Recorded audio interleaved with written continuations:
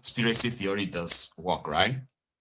So according to them, Remi's visit to America was not just a visit, and somehow it is to further ask America, okay, to attack the northern Nigeria. In a nutshell, somebody is saying that Tinubu's wife's move is Tinubu's move, and it is anti-northern Nigeria on top this matter of fighting terrorism. Here is one of them. Recently, the wife of the president, the first lady of the country, was in America, and she was calling for more American strikes in the northern. She specifically stated northern part of the country. She didn't call for strikes in the southeastern part of the country that are suffering from the IPOB and sit at home and issues of separation, agitations of separation, killings that are going on. You don't there. think that it's fair to say that the North is a top priority when it comes to insecurity? The North is a top priority when it comes to insecurity, but it shouldn't be labeled as a crisis that is based on faith. Is there a chance Muslims that you are dying. misinterpreting the efforts as something that is targeting Muslims or North to destroy the region? Of course, of course. It is a deliberate act. But where's the facts? The facts are numerous. Wherever America in the past 20 years has conducted war, it's in Islamic countries. From Somalia to Yemen to Iraq to recently in Iran. Forgetting the fact that millions of Christians are killed in Palestine today. Millions and millions of Muslims are being killed over the years. The recent count in just the 2025 crisis between the Palestinians and the Israelis is 70,000 people dead. Americans are not focusing on that. The European countries are not focusing on that. So this brings out the hypocrisy in this in the southern hegemony. In the context of people with certain faith being designated as certain people. So you're accusing the wife. You're accusing the wife of the president of what exactly? What did the first lady do? The first lady has called for attacks. The American government. She did not mention terrorists. Who do you think she wants to be attacked? She did not mention terrorists. Quoting her word for word, she called for more strikes in the northern part of the country. That's quoting her word for word. And if you look at the narratives that are being sent out by certain media organizations in Nigeria here, you talk about Fulani herdsmen bandits. You don't talk about Igbo bandits. You label criminality and target to a certain faith, or you target to a certain ethnicity, is absolute profiling and is condemnable. This is what we need to desist from doing. We should call a criminal, whatever his background of faith, whatever his background of ethnicity, whatever his background of geography where he comes from. A terrorist is a terrorist. A criminal is a criminal. There is no need demonizing so many other people, innocent people. I'm a Fulani man, back and forth. If you say Fulani herdsman bandit, you're including me. There are criminals that I don't associate with. There are criminals that I condemned their acts. But isn't there a chance that, I mean, the possibility that all the things you're saying could be true? However, the same narrative could also be empirical, that the bandits are majority from the Fulani extraction. And there's nothing wrong with that. Well, if the bandits are from the Fulani extraction, then are you calling every Fulani man a bandit? Yeah, but that is the point that has not been made. All right, let me ask you another question. The majority of the people in ESN and IPOB are Igbos. We up till now have the tag of unknown gunmen. Why is it that we don't have the tag Igbo gunmen? I'm asking you that same question. I suppose you have to talk to the people who are using unknown gunmen. No. I'm asking you the same question because you asked me the same question, that the majority of the herdsmen, the bandits, are Fulanis. And what is wrong with associating the Fulani? I'm saying it's a fact that some of them are Fulani. It's also a fact that 100% of members of ESN and IPOB that are perpetrating the criminality in southeastern part of Nigeria are Igbo people. Why don't we label them as Igbo gunmen? Why don't we label them as Igbo? Why is the equalization important in your view? Why is the equalization important? The equalization is important in the sense that you will be able to understand the hypocrisy that is clouded in the narratives that is being sent to the outside world. Fortunately and unfortunately for the northern part of the country, it lacks the mouthpiece to express itself. Most of the outlets, media outlets that are dishing out news and news agendas for Nigeria, for Nigerians, to the outside world, are people that hardly even understand the northern part of the region. So they send out narratives that suit their own interests. It's commendable, and it is a matter of urgency and necessity for our leaders in the nuisance lele. Nuisance lele.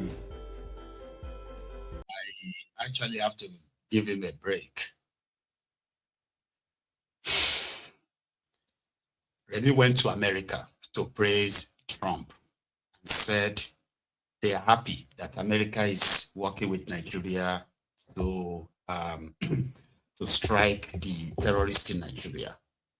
Nigeria government, America government, the ISWAP terrorists, not Muslims, not Fulanis, not anything, ISWAP terrorists. This is what they are still on. No. But the likes of this Fulani terrorist in Agbada, here you guys, who is also a PDP member from Kano State, by the way, would want to give this impression that when you talk about getting rid of the Fulani terrorists, because this is a two-case thing now, right? We have indigenous people of Biafra, IPOB, who are peacefully advocating for the peaceful separation from Nigeria. The political class in the eastern part of Nigeria thought they were just like every other group that had ever, it's like screamed Biafra, Biafra in the past, offered them the usual pot or plate of a porridge. When they refused, they decided to criminalize them. They created their own criminals, politically sponsored thugs and criminals, and they called them unknown gunmen. So, would you now relate that with the Fulani terrorists, fully armed, that continue to display weapons of mass destruction, threatening civilians, Nigerians who have no relationship with Fulanis whatsoever? I mean the indigenous people of Nigeria who have come under attack, whose villages, communities have been ransacked, children, women killed, kidnapped for ransom. How could anybody stand up, right, and say, oh, the America should go and bomb the eastern part of Nigeria because they are asking for their own country, legitimately? And then the Fulani terrorists who left wherever they can call their own indigenous place in which they are not indigenous to Nigeria to start with. But Fulani terrorists are moving from towns to town, villages to villages, ransacking them, killing people in their numbers. So how could anybody feel so mad and compare what has already been kind of like agreed, right? And compare that one with the killings that the Fulani terrorists are already doing. They are killing non-Fulanis. They are going to people who have no any connection with Fulanis whatsoever.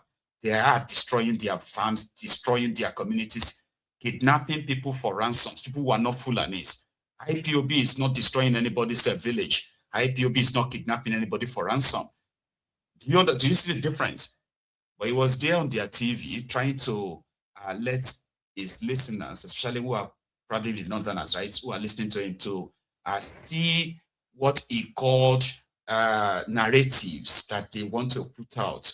You know, like if you are watching or reading about the killings of the Fulani terrorists, the ISWAP, the Boko Haram, and the rest of that, and you are so like horrified in that sense, right? People like that want you to believe that, oh, listen, it is not that bad, though. There are others who are doing even the same thing when there are none. You get that now? So, Tinubu's regime is believed, from the eyes of guys like that, right, is believed to be working against the interest of the North, and that Tinubu's wife went to America to ask America to come and bomb the North, and that's not what it is. Do you get that now? Because there are those who have done so much to twist the government of Nigeria in protecting these terrorists, placating them, hampering them. These are the guys. So if you come around and decide to actually let the law enforcement do their job, go after them and deal with them, these are the guys who let the majority of their listeners in northern Nigeria believe that it is an attack on northern Nigeria.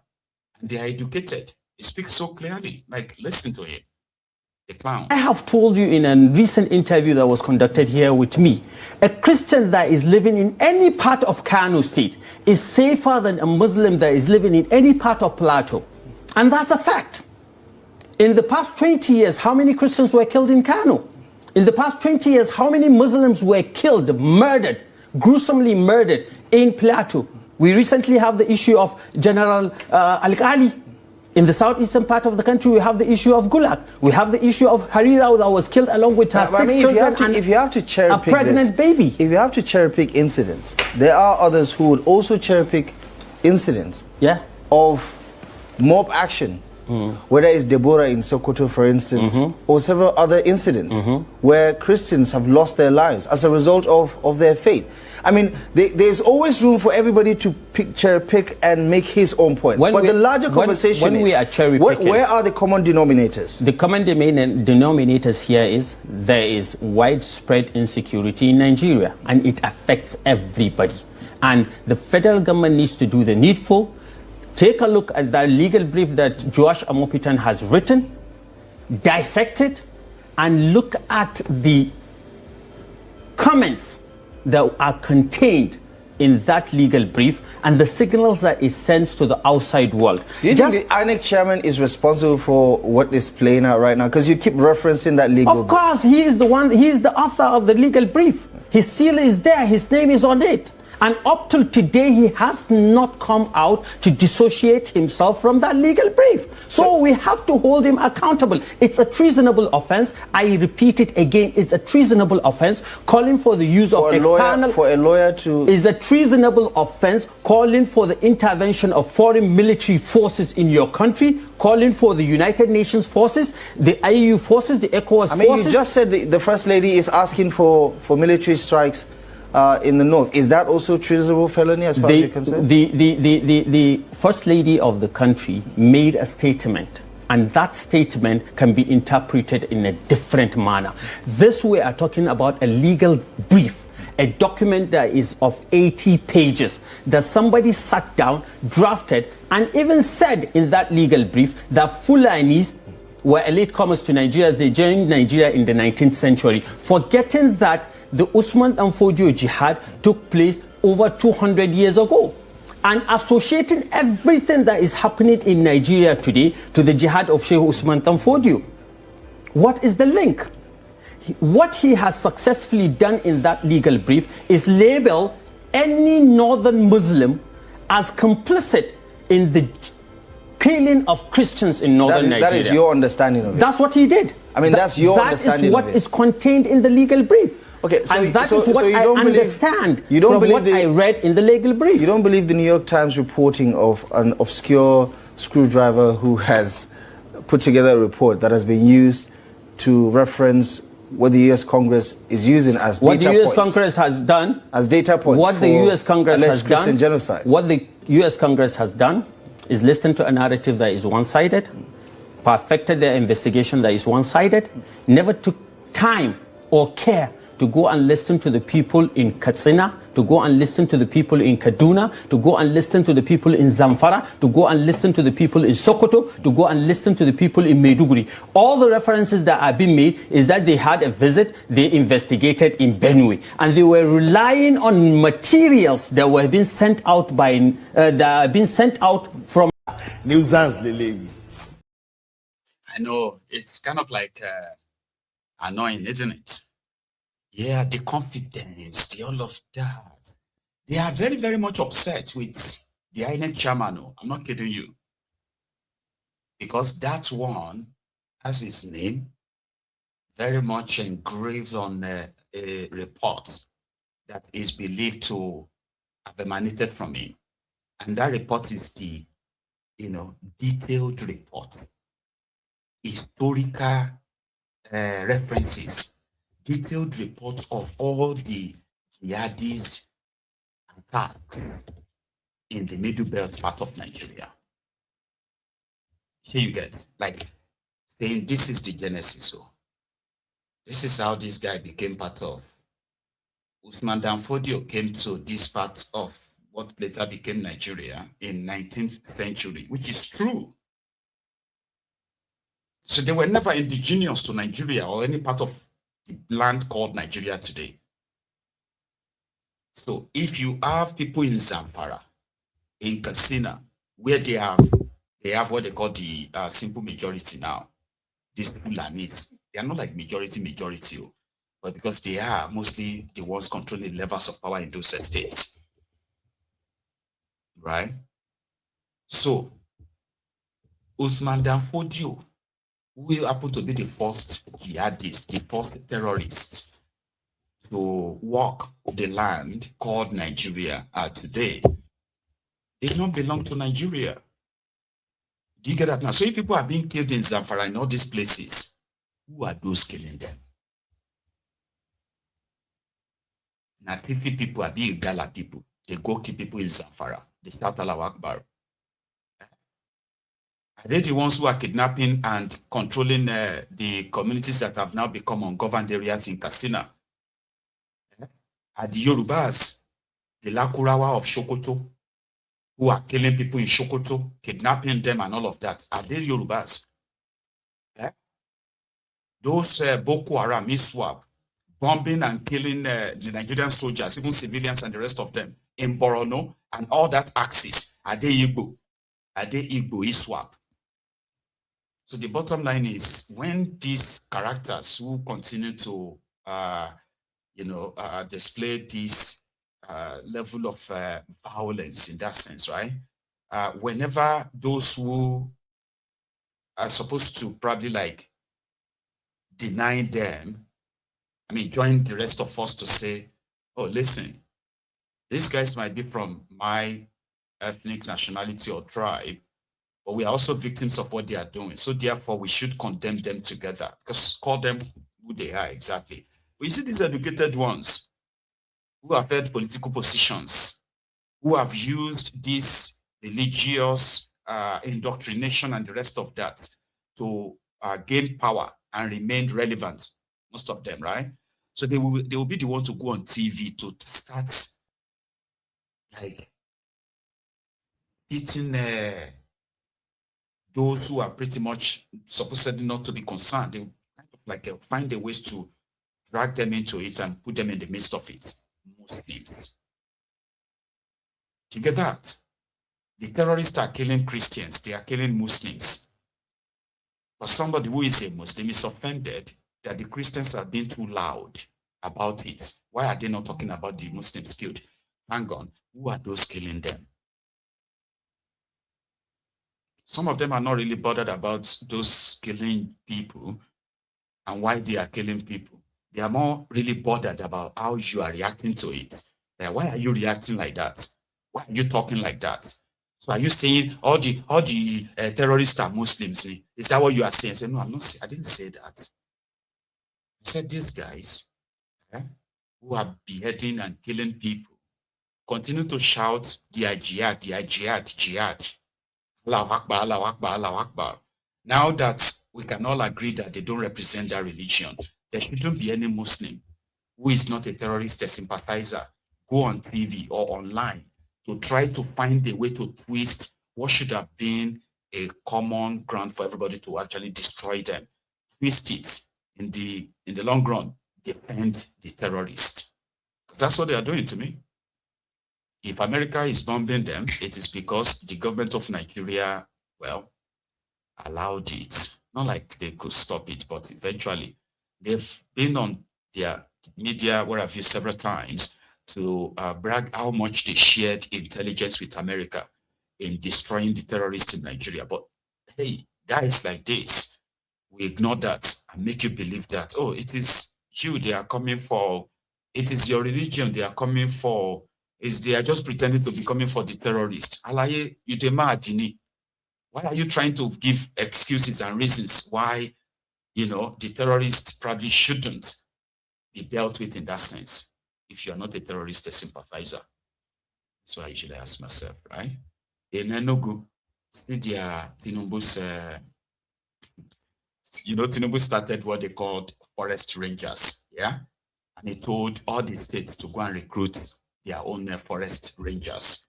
Their job is to help, at least, again, against this Fulani terrorists. So imagine Fulani terrorists terrorizing people in eastern Nigeria, terrorizing people in southern Nigeria. In western Nigeria, Yoruba land.